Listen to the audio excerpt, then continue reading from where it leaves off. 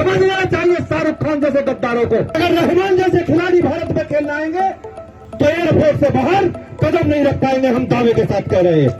আইপিএলে বাংলাদেশি পেসার মুস্তাফিজুর রহমানকে দলে নেয়ায় এবার তীব্র আক্রমণের মুখে পড়েছে শাহরুখ খানের মালিকানাধীন কলকাতা নাইট রাইডার্স।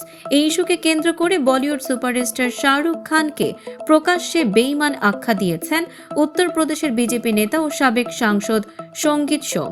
এমনকি প্রভাবশালী এই নেতার ভাষ্য অনুযায়ী এমন বেঈমানদের বেঁচে থাকার কোনো অধিকার নেই। চলতি মৌসুমে রেকর্ড মূল্যে কেকেআরে জায়গা করে নেন মুস্তাফিজুর রহমান। এর আগেও এই ফ্র্যাঞ্চাইজিতে খেলেছেন মাশরাফি বিন মুর্তজা, সাকিব আল হাসান ও লিটন দাস।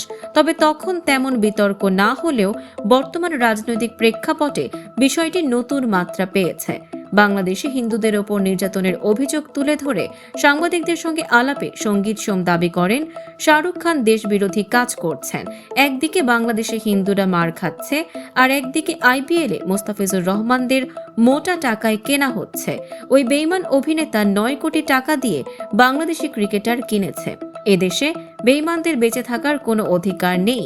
বিজেপি নেতা শাহরুখকে উদ্দেশ্য করে আরো বলেন, এই দেশের মানুষই আপনাকে এই উচ্চতায় পৌঁছাতে সাহায্য করেছে, কিন্তু আপনি এই দেশটার সঙ্গেই বেঈমানি করলেন।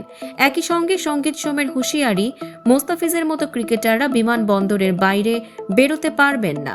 শুধু এই বিজেপি নেতাই নন, কদিন আগে স্থানীয় একটি মন্দিরের প্রধান পুরোহিত মহাবীর নাথও এক প্রকার হুমকির সুরে বলেছেন, ওই বাংলাদেশিকে যদি বিতরণ না করা হয় তবে হিন্দুত্ববাদীরা স্টেডিয়ামে ঢুকে আইপিএল বানচাল করে দেবে।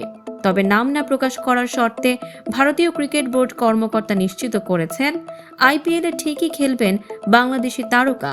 দুই দেশের কূটনৈতিক সম্পর্ক এই মুহূর্তে নাজুক হলেও বাংলাদেশকে ভারতের শত্রু মনে করেন না তিনি। দর্শক, সাম্প্রতিক ও চমকপ্রদ সব খবর পেতে ফলো করুন আমাদের ফেসবুক পেজ CB24 টিভি এবং সাবস্ক্রাইব করুন ইউটিউব চ্যানেল CB24 অফিসিয়াল।